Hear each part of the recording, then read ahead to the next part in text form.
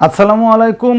আসলে বাংলাদেশ দল যেভাবে হারলো আজকে প্রথম টি-20 ম্যাচটাতে, একজন বাঙালি হিসাবে এই পরাজয়টা কিছুতেই মেনে নিতে পারছি না। টি-20তে বাংলাদেশ দল যে এখনও শিশু সেইটারই প্রমাণ তারা করেছে, এবং ভারত যে কেন বিশ্ব চ্যাম্পিয়ন সেইটা তারা আর একবার দেখিয়েছে।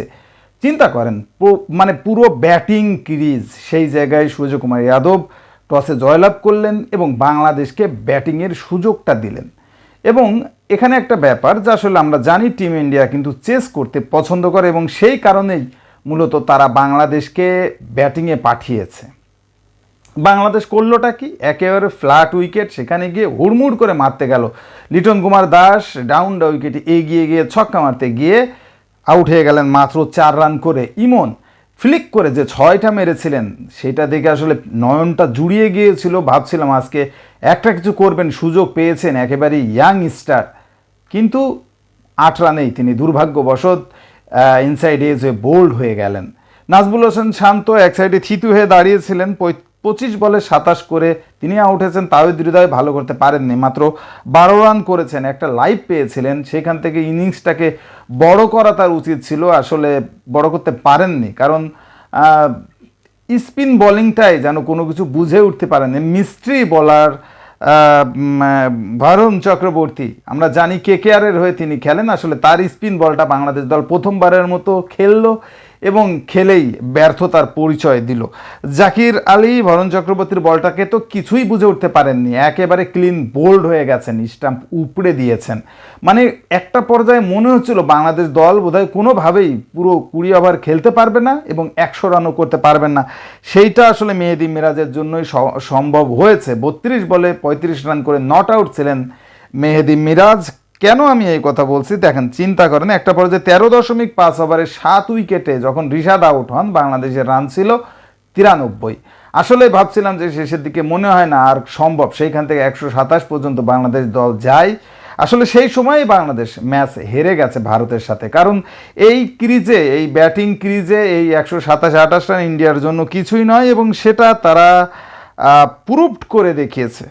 43 বল বাকি থাকতে মাত্র 3 উইকেট হারিয়ে ভারত জয়ের নোঙ্গরে পৌঁছে গেছে। এবং ভারতের স্ট্রাইক রেটগুলো দেখুন, সঞ্জু স্যামসং 152 স্ট্রাইক রেটে ব্যাট করেছেন, অভিষেক শর্মা 228 স্ট্রাইক রেটে, ক্যাপ্টেন সূর্যকুমার যাদব 14 বলে করেছেন 29, 207 স্ট্রাইক রেটে। সব থেকে কম স্ট্রাইক রেটে ব্যাট করেছেন নীতিশ রেড্ডি, নট আউট ছিলেন 15 বলে 16, 106, 107 স্ট্রাইক রেটে। এবং হার্দিক পান্ডিয়া বিধ্বংসী 16 বলে 39 রান করেছেন, 244 স্ট্রাইক রেটে তিনি ব্যাট করেছেন। এবং আজকে বাংলাদেশের বোলাররাও যা মানে ব্যর্থতার একেবারে শেষ সীমানায় পৌঁছেছেন। তাসকিন 2.5 ওভার বল করে 44 রান দিয়েছেন। চিন্তা করা যায় 15.5 ওভার প্রতি রানের গড়, মানে কোনোভাবেই এটা মেনে নেওয়া যায় না। মুস্তাফিজুর 3 ওভারে 36 রান করেছেন। আসলে টি-20তে বাংলাদেশ এবং ভারতের যে পার্থক্য, এবং ভারত যে বিশ্ব চ্যাম্পিয়ন, কেন তারা বিশ্ব চ্যাম্পিয়ন সেটা আজকে একেবারে চোখে আঙুল দিয়ে দেখিয়ে দিল ভারত। এবং আসলে এই ম্যাচেও টেস্টের মতোই একক আধিপত্য বিস্তার করলো ভারত, এবং এই সিরিজে যে বাংলাদেশের কোনো সুযোগ নেই ম্যাচ জেতার, সেটা আবারও প্রমাণ হয়ে গেল। বাংলাদেশের ব্যাটসম্যানরা যদি ভালো কিছু না করতে পারে, কারণ আজকেই দেখেন যে অবস্থা, তাতে করে এমন একটা ব্যাপার, বাংলাদেশ যদি আজকে 200 করতো, সেই 200 চেস করে ফেলতো টিম ইন্ডিয়া।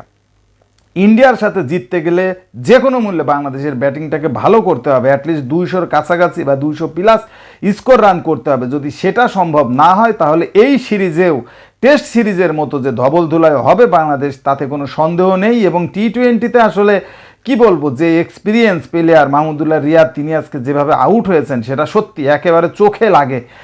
ওই সময়ে 44-45 রানে 4 উইকেট পড়ার পর মাহমুদুল্লাহ রিয়াদের কোনো প্রয়োজন ছিল ডাউন দ্য উইকেট এগিয়ে এসে ওইভাবে ছক্কা মারার ভাব দেখিয়ে আউট হওয়ার কোনো প্রয়োজনই ছিল না। তিনি একদিক আগলে রেখে স্ট্রাইকটা ধরে রাখতে পারতেন, সেটা তিনি করেননি। আসলে টি-20তে অনেক অনভিজ্ঞ বাংলাদেশ দল, অনেক ম্যাচ খেলেছে, 100-র উপরে ম্যাচ খেলেছেন অনেকেই, কিন্তু তারপরও অনেক অনভিজ্ঞ, অনেক বড় বড় লিগেও বাংলাদেশ দলের প্লেয়াররা খেলেছেন। এবং সাকিব আল হাসান তিনি টি-20 থেকে সম্প্রতি অবসর নিয়েছেন এবং তার সেই ফিল্ডটা বুঝতে পারছে। সব মিলিয়ে আসলে হতশ্রী ব্যাটিং বাংলাদেশের, এবং এই ভারতের কাছে বাংলাদেশের টাইগারদের যেভাবে মানে কি বলবো পরাজয় বরণ করতে হলো সেটা আসলে সত্যি দুঃখজনক, খুবই দুঃখজনক।